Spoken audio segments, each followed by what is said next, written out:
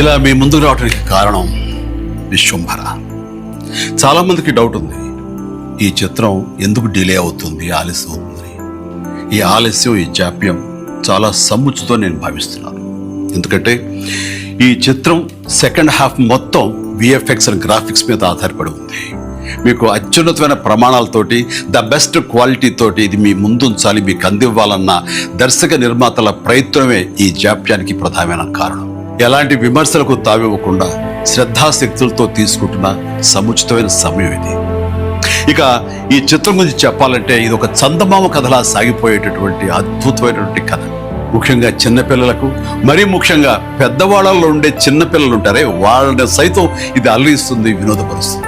ఈ cinema release ఎప్పుడెప్పుడా అని ఎదురు చూసే మీతో పాటు నాకు కూడా సమాధానంగా యూవి క్రియేషన్స్ వాళ్ళు ఒక చిన్న గ్లిమ్స్ని మనకు అందివ్వబోతున్నారు.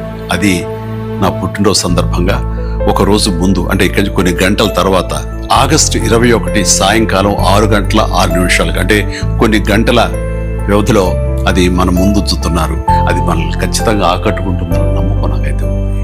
గ్లిమ్స్ వస్తుంది, అది మనల్ని అలరిస్తుంది. అది సరే, ఇంతకీ రిలీజ్ ఎప్పుడు చెప్పట్లేదే, అది కొంచెం లీక్ చేస్తున్నాను.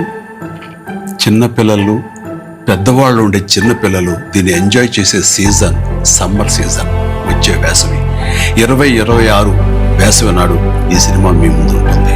నాది భరోసా. ఎంజాయ్. ఈ చిత్రాన్ని చూడండి, ఆస్వాదించండి, విశ్వంభరను ఆస్వాదించండి.